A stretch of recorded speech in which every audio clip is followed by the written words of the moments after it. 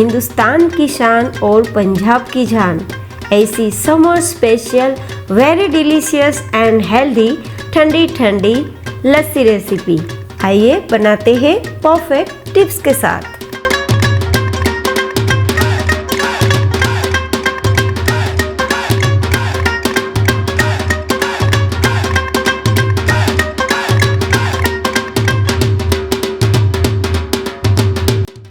Perfect लस्सी बनाववा माटे आपणे आ process करवी जरूरी छे। तो पहला तो आपणे चाळणी लेशुं। चाळणी नीचे पाणी नितारी शकाय तेवुं कोई वासण राखीशुं अने उपर कोई कॉटननुं कपडुं पाथरी देशुं आ रीते। अने हवे तेमां 2 कप जेटલું આપણે એકદમ ઘાટું દહીં હોય તેવું લેશું। તમારી પાસે થોડું ખાટું દહીં હોય તો પણ ટેન્શન ના લેતા, કારણ કે ગરમીમાં થોડું ખાટું દહીં થઈ જ જતું હોય છે, પણ આ પ્રોસેસ કરવાથી તમને દહીં બિલકુલ ખાટું નહીં લાગે। આ રીતે લસ્સી બનાવશો તો મીઠાશ તો ઓછી ઉમેરવી જ પડશે, પરંતુ એકદમ પરફેક્ટ ટેક્સચરવાળી આપણી લસ્સી તૈયાર થશે। ઘણીવાર આપણે ઘરે લસ્સી બનાવીએ તો એકદમ છાશ જેવું ઘોળું તૈયાર થઈ જાય છે અને પરિણામે લસ્સીનો ટેસ્ટ જે ઓરિજિનલ આવવો જોઈએ તે નથી આવતો। તો આ પ્રોસેસ એકવાર ટ્રાય કરજો અને પછી તમે મને જરૂર કોમેન્ટ કરજો કે તમને આ રીતે બનાવેલી લસ્સીનો ટેસ્ટ પસંદ આવ્યો કે નહીં। તો હવે આપણે આ રીતે બધું જ પાણી નિતારવાનું છે। આ પાણી છે તે નીતરી જશે ને તો દહીંનો મઠ્ઠો બિલકુલ ખાટો નહીં રહે। તો આ રીતે પહેલાં તો નીચોવી લેશું, એટલે જેટલું પાણી એક્સ્ટ્રા હશે તે અત્યારે જ નીકળી જશે અને થોડું ઘણું પણ હજુ ખાટું પાણી હશે તો આ રીતે આપણે રૂમાલને બેન્ડ વાળી ઉપર થોડો વજન રાખી દઈશું અને પછી આપણું આ દહીં ખાટું ના થઈ જાય અને પાણી થોડું વધારાનું હોય તે નીકળી ના જાય ત્યાં સુધી આપણે ફ્રીઝમાં રાખી દઈશું। જો બહાર રાખશું તો ખાટું થઈ જશે દહીં અને ફ્રીઝમાં રાખશું તો પાણી તો નીતરશે જ, પરંતુ સાથે દહીં પણ ખાટું બિલકુલ નહીં થાય। માત્ર 10 મિનિટ કે 15 મિનિટ સુધી જ આપણે દહીંમાંથી પાણી નીતારવાનું છે। અને હવે 10 મિનિટ પછી આપણે આ રીતે ચેક કરીએ તો તમે જોઈ શકો છો કે કેટલું બધું ખાટું પાણી બહાર નીકળ્યું છે। હવે આ પાણીને આપણે બિલકુલ નહીં ફેંકીએ, કારણ કે આ પાણીની અંદર ઘણા બધા ન્યુટ્રિશિયસ રહેલા હોય છે। તો લોટ બાંધવામાં અથવા તો દાળ કે કઢી બનાવવામાં આપણે આ પાણીનો ઉપયોગ કરી લેશું। તો અત્યારે પાણીને સાઈડ ઉપર રાખી દઈશું અને આપણો આ જે દહીંમાંથી મઠ્ઠો તૈયાર થયો છે લસ્સી બનવા માટેનો મઠ્ઠો, તેને આપણે એક પ્લેટમાં કાઢી લેશું। અત્યારે તમે જોઈ શકો છો કે બિલકુલ નરમ છે, પરંતુ પાણી ઓલમોસ્ટ નીકળી ગયું છે।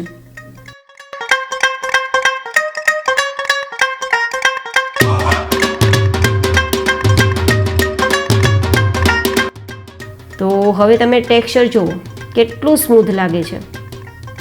હવે અહીં આપણે મીઠાશ માટે એક મિક્સર જારમાં લગભગ 1/4 કપ જેટલી જ સાકર ઉમેરીશું।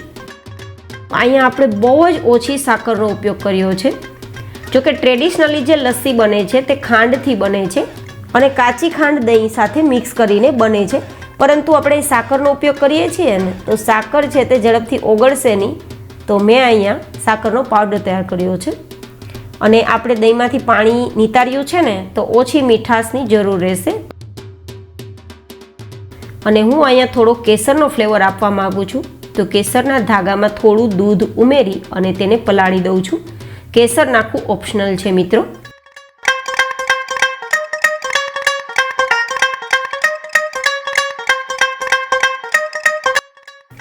અને હવે આપણું આ જે દહીં છે ને તેને મિક્સિંગ બોલમાં લઈ અને પછી એક જ ડાયરેક્શનમાં આપણે ફેટવાનું છે। અહીંયા આપણે બ્લેન્ડરનો, મિક્સરનો કે પછી બીટરનો ઉપયોગ બિલકુલ નહીં કરીએ। તમારી પાસે ઘરમાં ઝેરણી હોય તો ઝેરણીથી કરી શકો છો અને આ રીતે તમારી પાસે વિસ્ક હોય અથવા તો ચમચી, ચમચો, જેનાથી પણ તમારી ઈચ્છા હોય તેનાથી તમે એકદમ સરસ મજાનું સ્મૂધ ટેક્સચર થાય ત્યાં સુધી દહીંને ફેટી લેજો। તો થોડી જ વારમાં તમે જોઈ શકો છો કે દહીં કેટલું પરફેક્ટ ટેક્સચરવાળું તૈયાર થઈ ગયું છે, એકદમ સ્મૂધ કન્સિસ્ટન્સીવાળું છે। જો આ રીતે હું ચમચો બેન્ડ વાળું ને તો પણ નીચેની તરફ આપણું દહીં બિલકુલ સરી નથી જતું। આ પરફેક્ટ કન્સિસ્ટન્સી છે લસ્સી બનવા માટેની।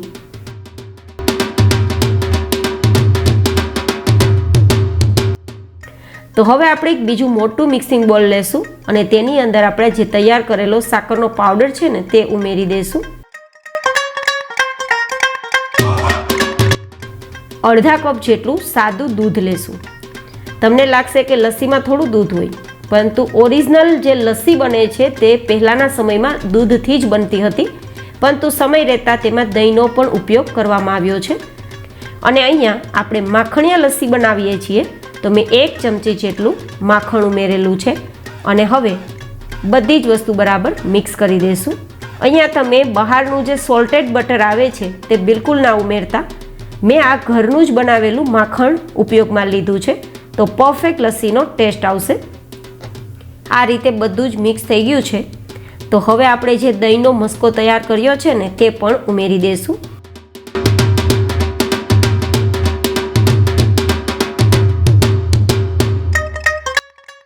અને હવે જે રીતે આપણે છાશ બનાવતી વખતે ઝીણીથી ઝીણતા હોઈએ છીએ, મિક્સ કરતા હોઈએ છીએ, તે રીતે આપણે મિક્સ કરી દઈશું.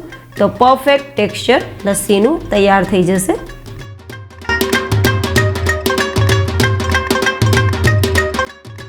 અને હવે કેસર પણ આપણું પલળી ગયું છે, તો કેસર પણ આપણે ઉમેરી દઈશું. અને મારી પાસે લસ્સીની ફ્લેવર છે, તો હું અહીંયા લગભગ 1/4 ટીસ્પૂન જેટલી લસ્સીનું એસેન્સ ઉમેરું છું. લસ્સીનું એસેન્સ જો કે મળવું થોડું મુશ્કેલ છે, તો તમે લસ્સીના એસેન્સની જગ્યાએ 1/4 ટીસ્પૂન જેટલો એલચી પાવડર પણ ઉમેરી શકો છો. પણ હા, લસ્સીની અંદર એલચી પાવડર ઉમેરવો જરૂરી છે, તો પરફેક્ટ તમને ટેસ્ટ આવશે. મારી પાસે લસ્સીનું ફ્લેવર છે, તો મેં એલચી પાવડર નથી ઉમેર્યો, કારણ કે લસ્સીના ફ્લેવરમાં એ બધી જ ફ્લેવર આવી જતી હોય છે. તો હવે આ બધી જ વસ્તુ મિક્સ કરી દઈશું. અને મિક્સ કર્યા બાદ આપણે આ લસ્સીને ઠંડી કરવા માટે લગભગ 2-3 કલાક ફ્રીઝમાં રાખી દઈશું. જો તમને પાતળી લસ્સી પસંદ હોય તો થોડું તમે અહીંયા દૂધ ઉમેરી શકો છો, અથવા તો તમે બરફના ટુકડા પણ ઉમેરીને પાતળી કરી શકો છો.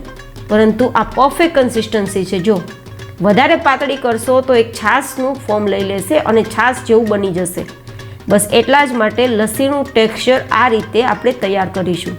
હવે મેં અહીંયા થોડા પિસ્તાથી ગાર્નિશ કર્યું છે, કારણ કે આજે આપણે કેસર પિસ્તા માખણિયા લસ્સીની ફ્લેવર આપેલી છે. તમને જે ફ્લેવર પસંદ હોય તે તમે આપી શકો છો.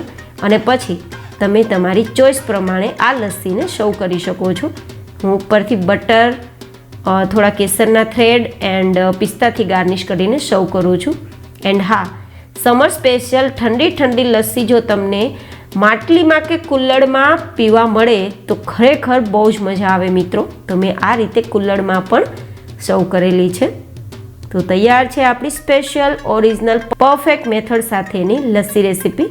મેં ઘણા સમય સુધી આ લસ્સી બનાવવા માટે મહેનત કરેલી છે એન્ડ ધેન તમારી સાથે આ રેસીપી શેર કરેલી છે. તો હું રિયલી કહું છું મિત્રો, તમને બહુ જ પસંદ આવવાની છે. એકવાર ટ્રાય જરૂર કરજો. એન્ડ કરો તો તમને ટેસ્ટ કેવો લાગ્યો એ પણ ફીડબેક જરૂર આપજો. બહુ જલ્દી મળીશું એક નવી જ રેસીપી સાથે. ત્યાં સુધી હંમેશા ખુશ રહો, હસતા રહો. Take care and bye bye.